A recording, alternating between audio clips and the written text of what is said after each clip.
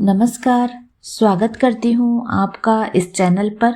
यहाँ पर आप अभी तक धार्मिक व प्रचलित कहानियाँ ही सुनते आए हैं। आप सभी के अनुरोध पर हमने बच्चों के लिए भी प्रारंभ की है नैतिक व शिक्षाप्रद कहानियाँ। बालक हो, युवा हो अथवा वृद्ध, सभी को कहानियाँ सुनने में स्वाभाविक रुचि भी होती है।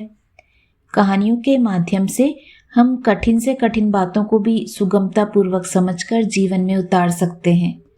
आशा करती हूँ आपको यह रोचक व ज्ञानप्रद कहानियाँ उतनी ही पसंद आएगी जितनी आपको धार्मिक कहानियाँ पसंद आई। आपने हमारे चैनल को इतना स्नेह, सहयोग व समय दिया, उसके लिए मैं आप सभी का धन्यवाद करती हूँ। आपको यह कहानी भी पसंद आए तो सब्सक्राइब अवश्य कीजिएगा एंड बेल आइकन का बटन अवश्य दबाइएगा। आज का शीर्षक है सेठ को शिक्षा। एक बहुत धनी सेठ था। वह सुबह जल्दी उठकर नदी में स्नान करके घर जाकर नित्य नियम करता था। ऐसे वह रोजाना नदी पर जाता और करता था। एक बार एक अच्छे संत विचरते हुए वहां घाट पर आ गए। उन्होंने कहा, सेठ राम राम। वह बोला नहीं तो बोले, सेठ राम राम। इसे 2-3 बार बोलने पर भी सेठ राम राम नहीं बोला।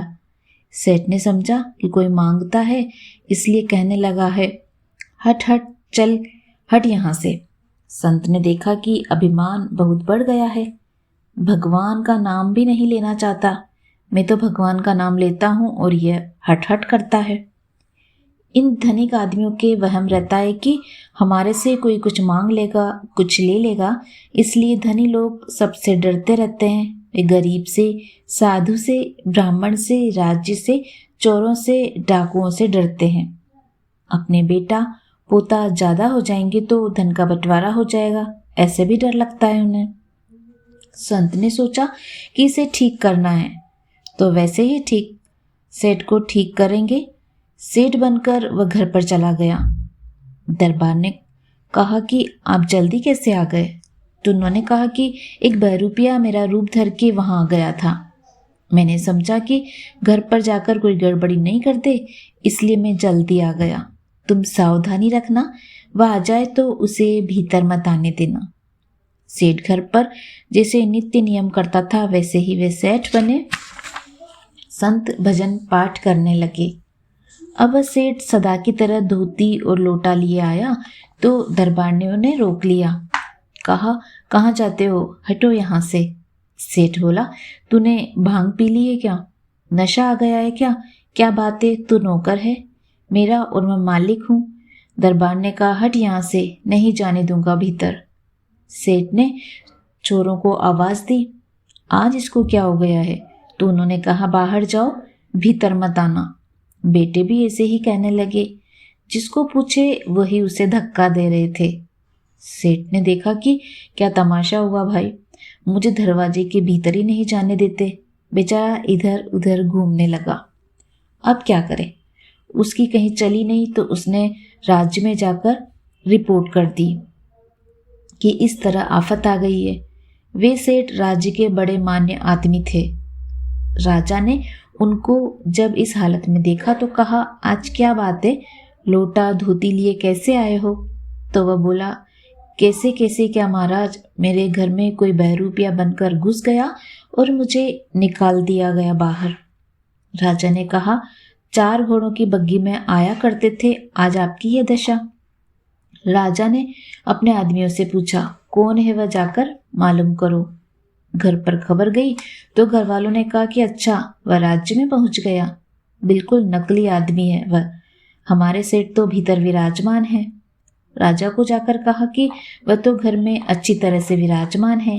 राजा ने कहा सेठ को कि राजा बुलाते हैं, कहो कि राजा बुलाते हैं। अब सेठ 4 घोड़ों की बग्गी लगाकर ठाट बाट से जैसे आते थे वैसे ही पहुंचे और बोले, अन्नदाता क्यों याद फरमाया, क्या बात है? राजा जी बड़े चकराए कि दोनों एक से दिख रहे हैं, पता कैसे लगे कि असली कौन है और नकली कौन? मंत्रियों से पूछा तो वे बोले, साहब असली सेठ का कुछ पता नहीं लगता। तब राजा ने पूछा, आप दोनों में से असली और नकली कौन है? तो कहा, परीक्षा कर लो।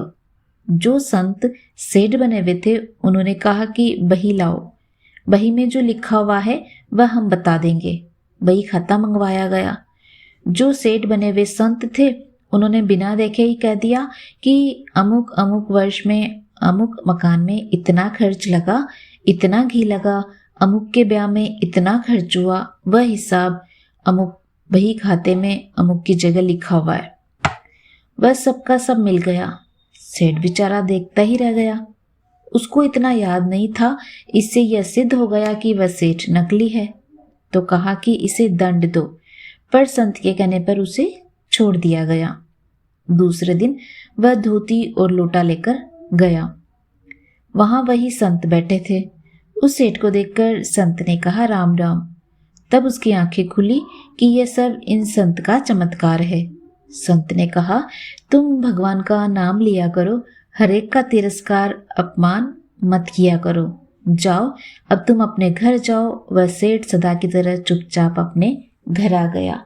उम्मीद का है आपको यह छोटी सी लेकिन शिक्षाप्रद कहानी अवश्य पसंद आई होगी। पसंद आई तो सब्सक्राइब अवश्य कीजिएगा। धन्यवाद।